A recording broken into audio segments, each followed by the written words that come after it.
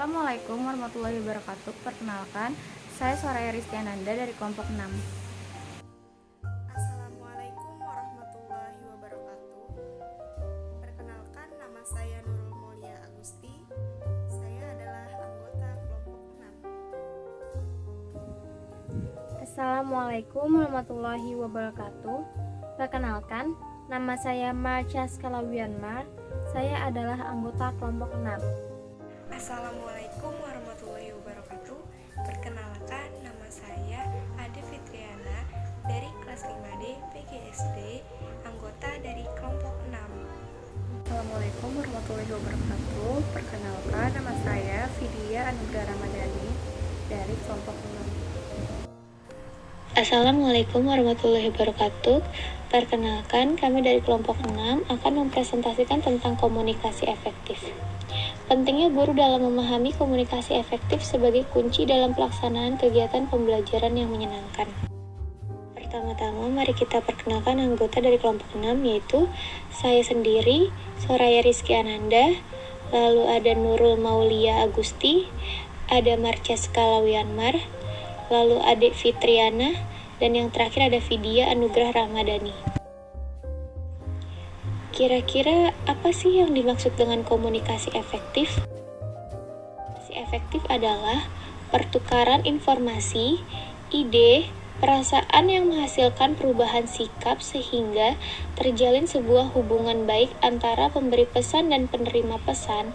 Pengukuran efektivitas dari suatu proses komunikasi dapat dilihat dari tercapainya tujuan si pengirim pesan. Tujuan komunikasi efektif. Tujuan dari komunikasi efektif sebenarnya adalah memberikan kemudahan dalam memahami pesan yang disampaikan antara pemberi informasi dan penerima informasi, sehingga bahasa yang digunakan oleh pemberi informasi lebih jelas dan lengkap, serta dapat dimengerti dan dipahami dengan baik oleh penerima informasi atau komunikan, agar pengirim informasi dan umpan balik atau feedback dapat seimbang sehingga tidak terjadi monoton. Selain itu, komunikasi efektif dapat melatih penggunaan bahasa nonverbal secara baik.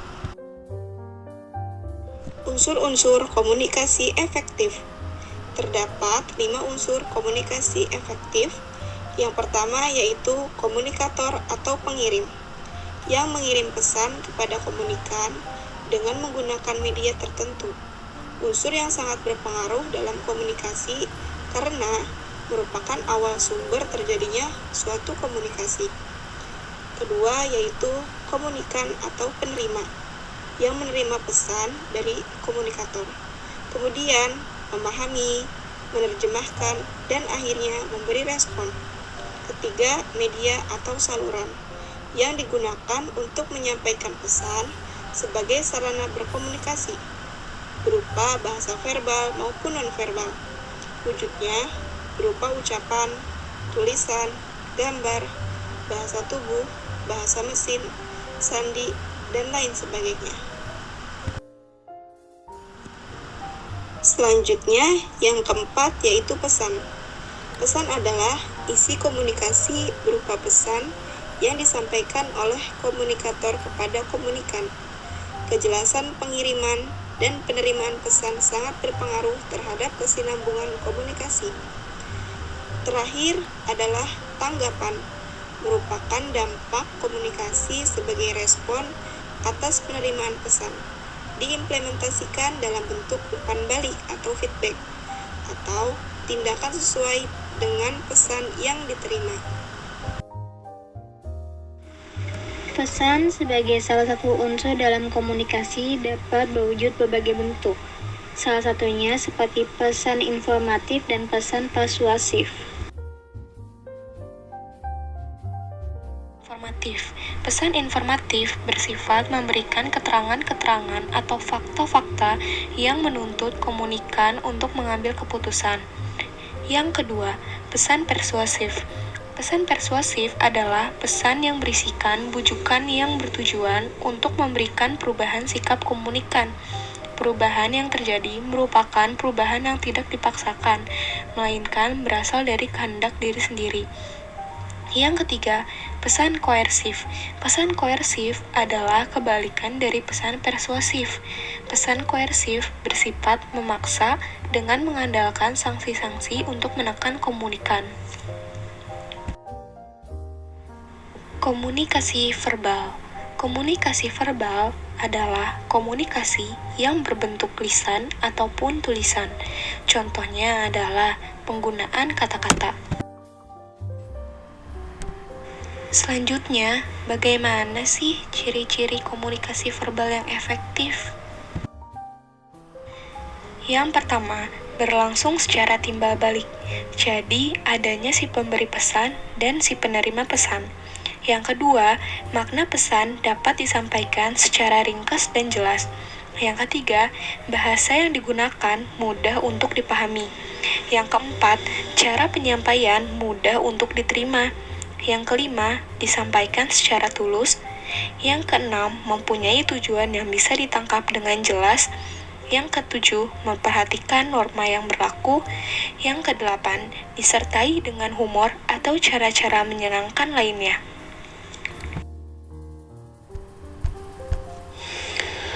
Komunikasi nonverbal. Apa sih komunikasi nonverbal itu? Komunikasi nonverbal adalah komunikasi yang tidak menggunakan kata-kata.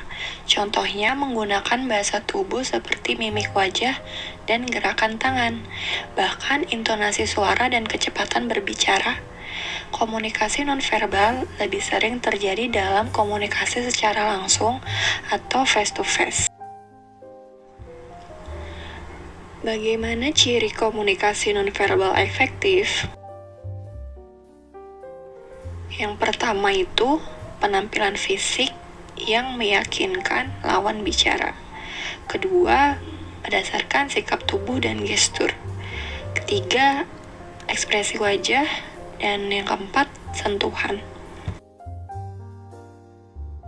Lalu, apa saja tipe komunikasi efektif?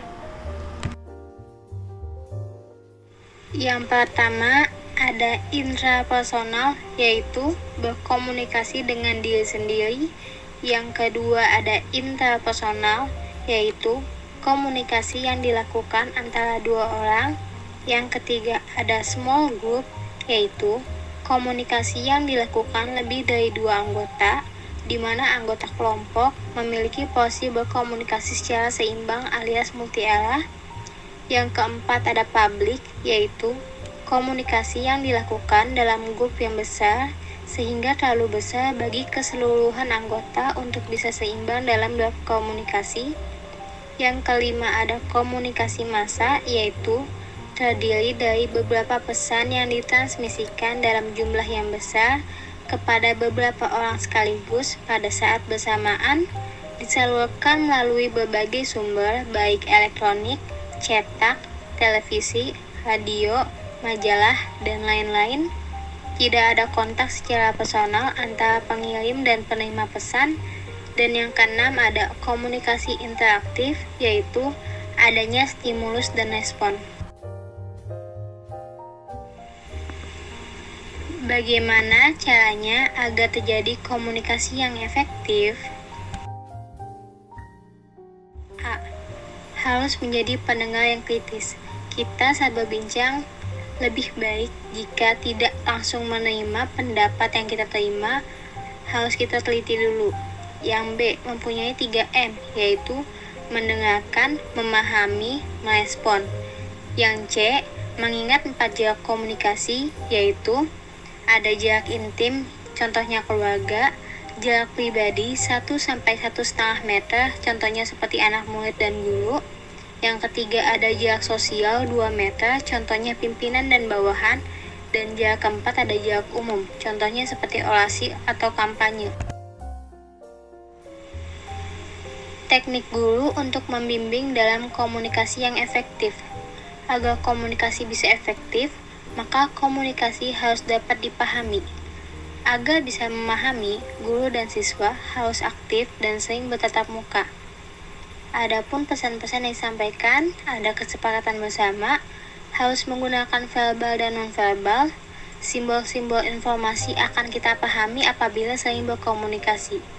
Cukup pada komunikasi verbal dulu, baru bicarakan dengan menggunakan yang nonverbal. Apabila anak melakukan kesalahan yang sama, adalah dengan memberikan tindakan ataupun pendekatan. Studi kasus, kami mengambil satu kasus yang terjadi di sekolah dasar. Kasus tersebut terjadi pada anak kelas 4. Pada saat itu, guru kelasnya sedang cuti melahirkan dan digantikan oleh ibu guru pengganti. Lalu, selang beberapa minggu diajarkan oleh ibu guru pengganti tersebut. Muncullah sebuah kasus. Pada saat proses KBM berlangsung, ada satu murid laki-laki yang berbicara tidak baik untuk gurunya. Lalu si guru tersebut tidak suka dan akhirnya menegur si murid tadi dengan sedikit intonasi yang seolah-olah di pikiran siswa tersebut dan siswa yang lainnya seperti intonasi marah. Sambil menegur dengan intonasi seperti itu, si guru pun juga sambil memegang pipi murid tersebut agar menjawab teguran dari gurunya. Dan pada akhirnya murid laki-laki tersebut menangis dan sepulang sekolah mengadu kepada orang tuanya bahwa ia dimarahi dan ditampar oleh gurunya itu. Nyatanya, sebenarnya tidak ditampar, hanya saja intonasi guru tersebut dalam menegur sedikit seperti intonasi orang marah. Dan mungkin karena tangan si guru tersebut memegang pipi siswanya. Kaitan studi kasus dengan komunikasi efektif. Masalah pendidikan di Indonesia adalah masalah yang cukup kompleks. Soal kasus kekerasan yang terjadi tak sepenuhnya kesalahan siswa, karena ia masih anak-anak, tetapi tidak sepenuhnya salah guru, karena guru mempunyai masalah yang berbeda-beda. Pada kasus tersebut, termasuk contoh komunikasi verbal namun tidak efektif. Salah satu contoh komunikasi yang efektif yaitu cara penyampaian yang mudah diterima. Namun, pada kasus ini terjadi penyampaian yang salah di mana guru menegur dengan intonasi yang kurang baik, sehingga murid kurang menerima hal tersebut dan disinilah terjadi permasalahan sehingga komunikasi tidak efektif. Kurang lebihnya mohon maaf. Wassalamualaikum warahmatullahi wabarakatuh.